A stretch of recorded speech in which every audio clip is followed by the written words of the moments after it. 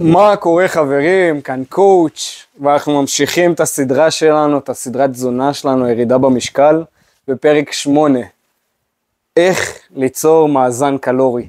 וזה הפרק הכי חשוב בכל התוכנית הזאת. הפרקים הקודמים היו חשובים לבנות הבסיס, אבל זה לא חשוב באותו מידה מהסיבה האחת הזאת. שאם אתם תרדו במשקל ותצליחו לרדת במשקל, אתם לא תצליחו לעשות החלק הזה, את השבועות, את הזמן של להיות באיזון קלורי, מה שיקרה אתם תרדו ואתם תעלו אפילו יותר ממה שהייתם פעם שעברה, וזה רק יבאס אתכם ואתם לא תרצו לעשות את זה שוב בחיים. ברגע שתעשו את החלק הזה נכון, לא משנה כמה ירדתם פעם שעברה, זה רק ישתפר מרגע לרגע ומירידה לירידה. בואו נתחיל להבין מה זה ונרוץ על זה. פעמים קודמות דיברנו על איך להיות בגירעון קלורי ואיך לעשות את זה כמו שצריך. עכשיו זה פה, זה השלב הכי חשוב. ירדנו במשקל, אנחנו רוצים להבין איך לא לעלות את זה חזרה. ברגע שנרד במשקל והצלחנו לעשות את התהליך הזה, מה שיקרה הגוף שלנו ירצה להחזיר אותנו למשקל הקודם שהוא היה בו, כי הגוף שלנו לא אוהב שינויים. הוא יגרום לנו להיות יותר רעבים, והוא יגרום לנו לראות אוכל טעים ולרצות לאכול אותו הרבה יותר. מה שאנחנו צריכים להבין, שבזה שסיימנו את התקופת גירעון, התהליך לא נגמר. זה לא עכשיו סיימנו את 6 שבועות, 12 שבועות, אם אתם מתחילים 6 שבועות, אם אתם מתקדמים, יכולים להגיע 12 שבועות, זה לא מה שסיימנו אותם וזהו, אפשר לחזור לכל מה שבא לנו. זה עכשיו אנחנו ממשיכים עם האוכל דיאטה שלנו, לעוד תקופת זמן באיזון קלורי. יש לנו 3 שלבים כדי לעשות את זה נכון, 3 שלבים כדי לעשות את זה נכון. שלב ראשון, הדבר הכי חשוב זה להישאר עם האוכל שלנו שאנחנו אוכלים בדיאטה. לא לרוץ ולאכול אוכלים אחרים ולאכול אוכל יותר טעים וזה. אנחנו נשארים עם הארוחות שלנו עם פעם בצ'יט מיל, אבל להתמקד באותו מאכלים שאכלנו לפני. עדיין חזה עוף, עדיין מאכלים פשוטים וטובים שיכניסו הגוף שלנו את מה שצריך וייתן לנו את הדברים הכי טובים בלי הרבה קלוריות. הדבר השני שנעשה זה נחזיר חצי מהכמות שצריך. מה זה אומר? זה אם אנחנו בתהליך הזה הורדנו עוד ועוד מהקלוריות, והגענו עכשיו, אם התחלנו את התהליך על 2,600 קלוריות, אני אתן דוגמה ממני, האיזון קלוריות שלי הוא על 2,600 קלוריות, בשביל לרדת, אני יוריד עוד ועוד קלוריות, הגעתי בסוף התהליך, אני מבין שאני אגיע ל-1,600 קלוריות נגיד, אז עכשיו, כדי לחזור לאיזון קלורי, אני צריך להגיע שוב ל-2,600, אני לא תוך שנייה מעלה 1,000 קלוריות, אני דבר ראשון יעלה חצי, ב-500 קלוריות.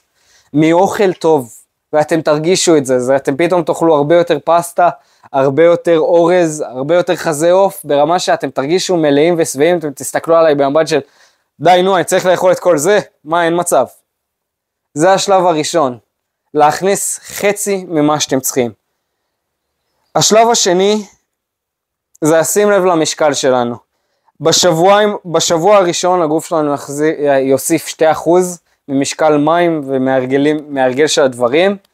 אחרי שהכניס 2%, אתם רוצים להבין למשקל החדש שלכם. זה המשקל שאתם בו. אתם רוצים לשים לב מה קורה. ברגע שאתם במשקל החדש שלכם, אם אתם עדיין יורדים במשקל, זה אומר שאתם צריכים להוסיף 250 קלוריות.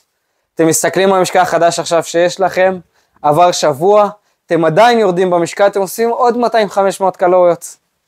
הגעתם למשקל החדש, טוב לכם, זה לא זז, זה הכמות קלוריות שאתם צריכים להיות בו בשביל להיות במיינטננס, באיזון קלורי. מה שיקרה, אם אתם תראו שאתם מתחילים לעלות במשקל, תורידו 250 קלוריות, ככה אתם משחקים עם זה עד שאתם מגיעים למצב שאתם רואים את הכמות קלוריות שאתם צריכים בשביל להיות בה באיזון קלורי.